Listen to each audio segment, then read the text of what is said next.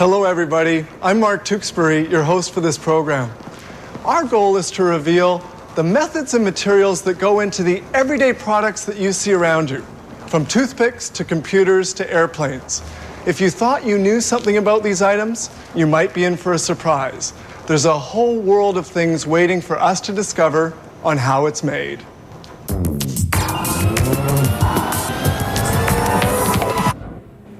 It all starts with a cocoon.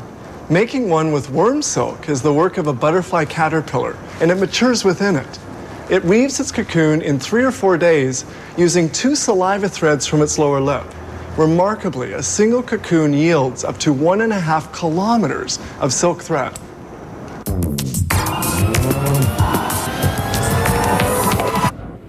In this program, aluminum foils, snowboards, contact lenses, and bread.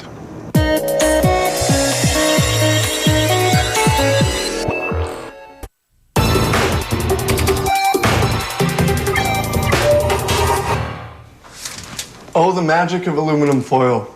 You can use it to heat something up in the oven or keep something cold in the fridge.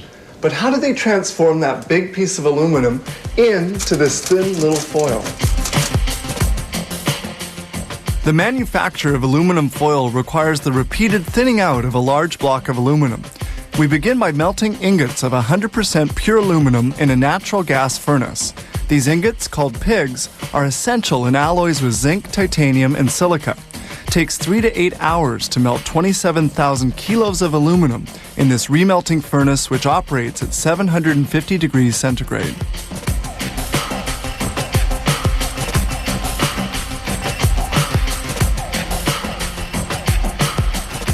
The fusion temperature of aluminum is 660 degrees centigrade. A portion of aluminum is poured into this small mold to make a sample. Solidifying in just seconds, the sample allows for testing to verify the contents of the prepared alloy. This trough is used to transfer the aluminum from the remelting furnace to the tapping well. Molten aluminum runs in a movable trough located above the tapping well. At this stage, impurities are filtered out in special receptacles. The molds are cooled with water to accelerate the solidification of the molten aluminum. Ingots are unmolded and are ready for milling. Each ingot is massive, measuring 4.4 meters in length, 1.4 meters in width, and is 45 centimeters thick. It weighs a whopping 7,500 kilos, so it has to be handled by overhead cranes and placed on special plates. This crust-removing machine removes 3 millimeters of the ingot's thickness. Impurities are eliminated to achieve a perfectly smooth finish. All traces of the liquid used to cool the decrusting knives have to be eliminated.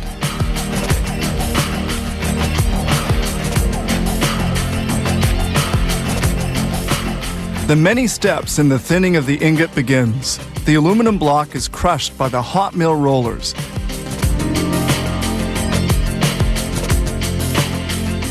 Temperatures in the rollers are between 455 and 540 degrees centigrade. Pressure on the ingot is continually verified by a technician. If too great, it's lowered and the technician then adjusts the pressure. The heat is so high that the ingot risks sticking to the mill's roller. To prevent this, everything is cooled with a liquid that's 95% water and 5% oil.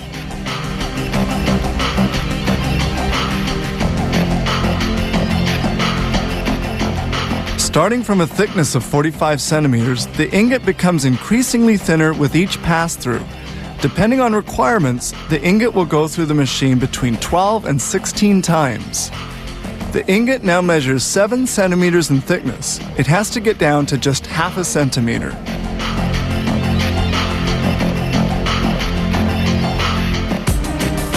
At this stage, the ingot is 5 centimeters thick and measures a little over 9 meters in length. This conveyor transports the plate during its milling stages.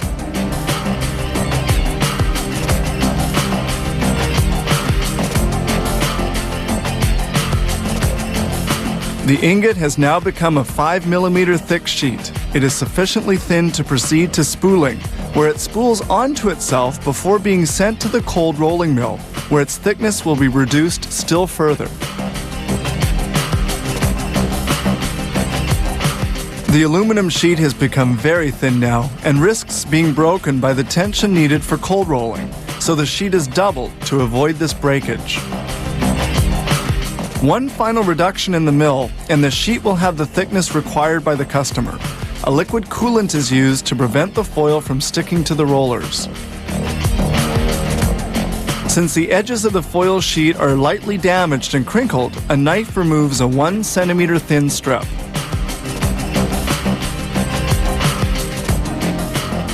Finally, the roll is cut to the desired width, and one huge ingot has produced foil measuring 12.7 kilometers in length.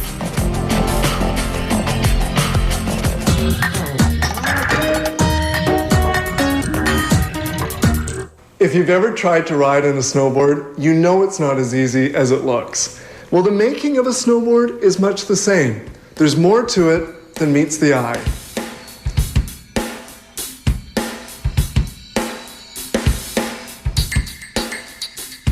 The snowboard is the delight of winter sport enthusiasts. Its core is made of a thin sheet of wood. Various kinds of woods are used depending on the type of board being made. Bindings have to be firmly attached to the board. Holes are drilled for inserts to which bindings will be secured. A template allows the holes to be precisely drilled. Planing reduces the board to the required thickness. A thick board is obviously more rigid than a thin one. A shaping procedure refines the board's contours. At this point, the board is still perfectly flat with no curvature as yet. The boards are then stored upright to await the next step.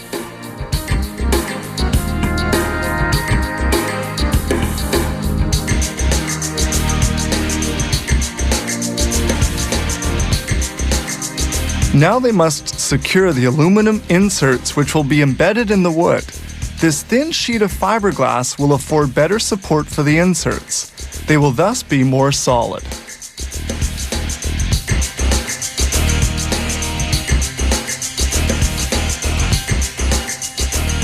To make working on it easier, the board is securely held in place by clamps.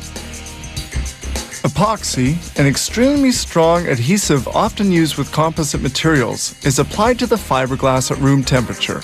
It is then essential to remove any excess epoxy as well as to eliminate all air bubbles so that there will be a good adherence. As for the top part of the board, it's made of a resistant plastic applied by silk screening.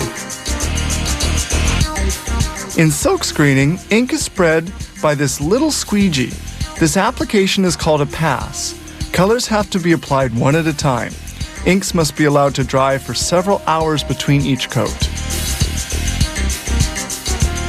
Now the board must be curved. A cover is placed on the mold. When the mold is closed, the board is given the desired curve.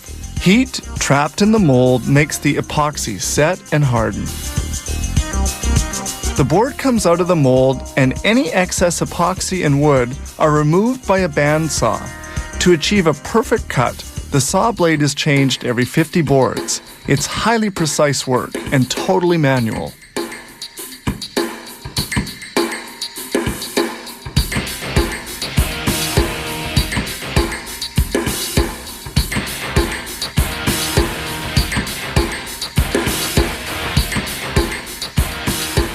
They apply, again by silk screening, another coat, then another color. This time, the red.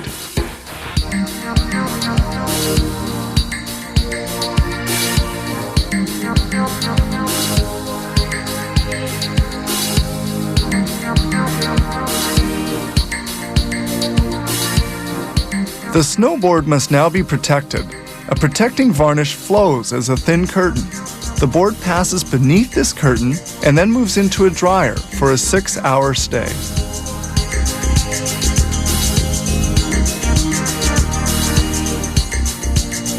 Sanding removes surplus varnish from the edges of the board.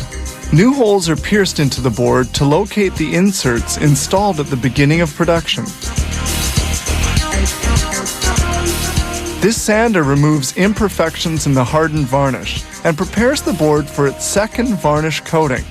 Then the plastic base is sanded to obtain the desired finish. The board is checked to see that it's perfectly flat. A razor blade verifies that the different coats are well adhered to one another. Certain boards get an engraved aluminum insert, a luxury touch. The board is finally now ready for action. This facility turns out over 500 snowboards per day in a range of some 30 different models.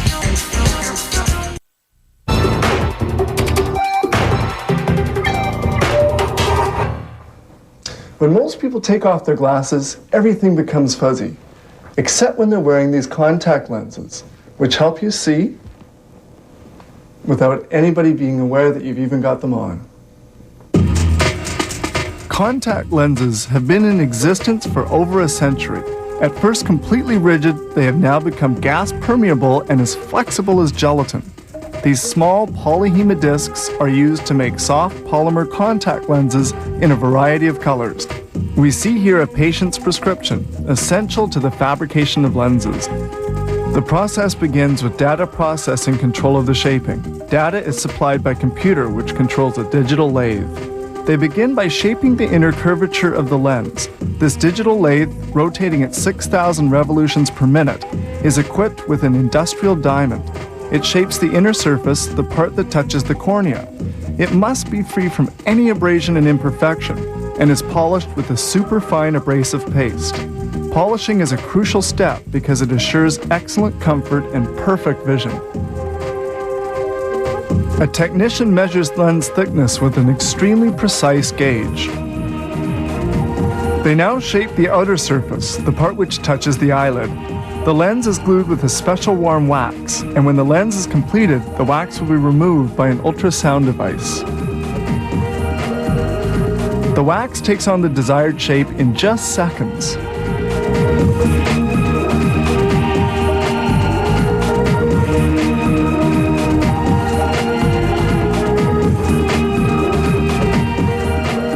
The comfort of a lens is also determined by its thickness. It must be as thin as possible while retaining sufficient solidity.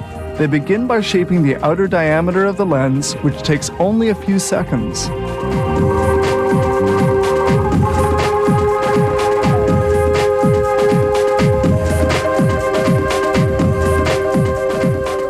They now polish the outer surface of the lens. This polishing, done at high speed, calls for an abrasive paste, some oil, and a small polyester cotton ball. This apparatus polishes several lenses at the same time, a step that takes only 60 seconds. With everything computerized, quality is incomparable.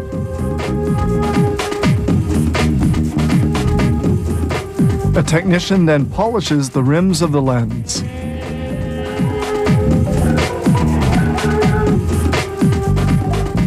The polymer is then hydrated to make it flexible. Lenses remain immersed in a balanced pH saline solution for 24 hours. The lens becomes engorged with liquid and expands, reaching the desired proportions.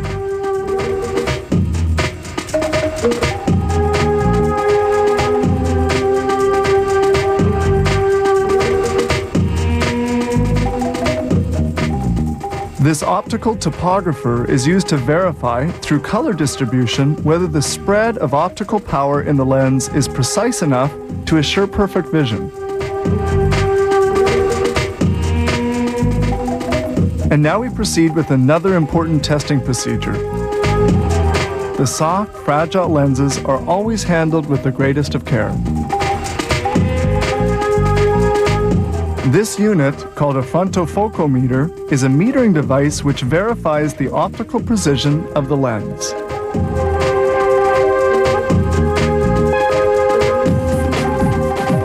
Lenses are now completed and are cleaned, and they're stored in containers filled with a salt solution.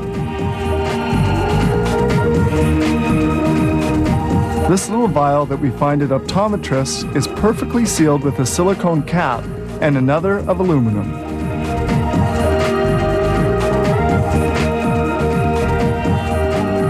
These vials are placed in a sterilizer at a temperature of 121 degrees centigrade for an hour and a half. The contents will remain sterile for a period of up to 7 years if not opened. The production of a lens involves 14 steps. If we exclude the rather lengthy hydration process, actual lens production requires only 15 minutes. They can produce almost 1,000 contact lenses per day, all made from these tiny colored discs.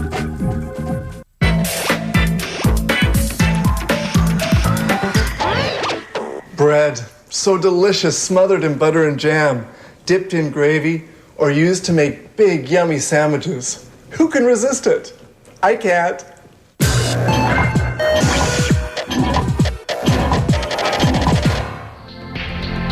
Some 1,300 years ago, in the time of King Tut, Egyptians were already baking 40 varieties of leavened bread.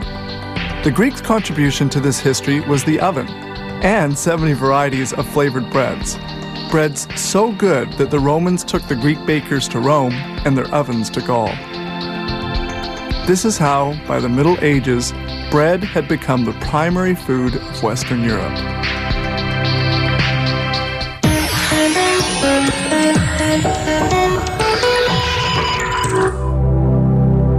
Multigrain bread is made from several ingredients, such as flaxseed, buckwheat, soya, and millet. This protective grill prevents foreign matter from accidentally falling into the recipe mix, a recipe calling for some 600 kilos of flour. The ingredients, ground in a mill, are kept in these 36 enormous containers.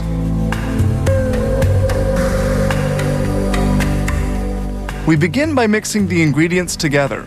These kneading troughs are used to ferment the yeast, a step which takes 3 hours. The fermenting yeast makes the dough rise considerably.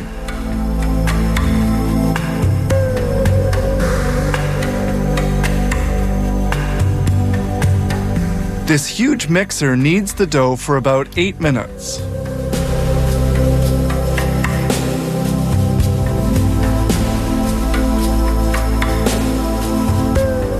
When thoroughly homogeneous, the content is emptied into a large tub. The dough weighs 1,000 kilos. That's almost a ton. The dough is loaded onto a slide situated above the dough divider. At the bottom of the machine, a small hole allows the dough to escape. 2 mechanically operated arms cut the dough pieces into equal lengths. It forms 192 of these a minute. The dough then falls onto a conveyor.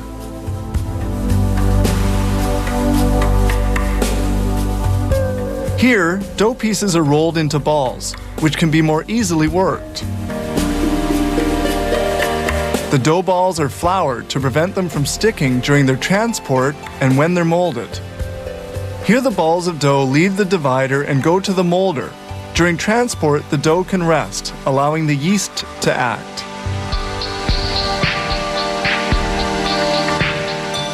The dough is then folded and rolled. The machine can handle 3 per second for a total of 11,500 an hour. The dough is rolled out to the exact size and falls into baking molds.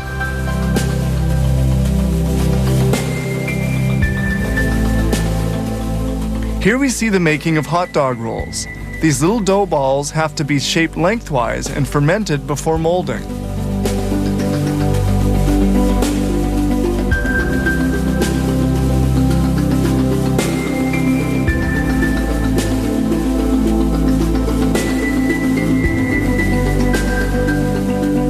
Here the hot dog rolls are being machine molded. Dough pieces must not touch one another, so they're spaced apart by a small mechanical arm. Now we go back to multi-grain bread production. Squatted down at the bottom of the molds, the dough pieces go into the prover, where they rise for an hour at 42 degrees centigrade and at 70% humidity. Then they bake for 20 minutes at 255 degrees. When finally baked, the loaves end up with a nice golden color.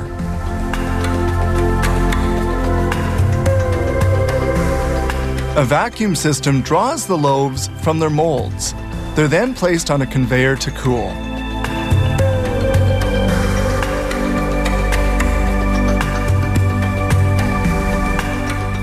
A guidance system takes care of carrying the breads to various sections of the bakery.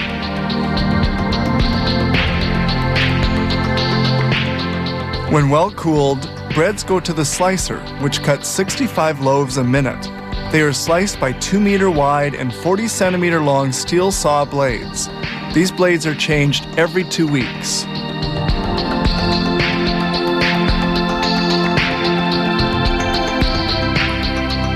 Sliced loaves are automatically packed at 65 per minute.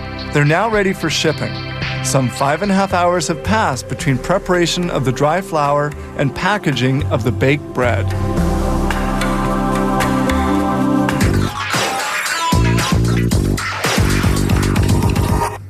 They say a picture's worth 1,000 words. I hope what we've shown you today speaks for itself. Our goal was to give you a view of the many manufacturing methods that produce the items we see in our everyday lives. I'm Mark Tewksbury. See you next time on How It's Made.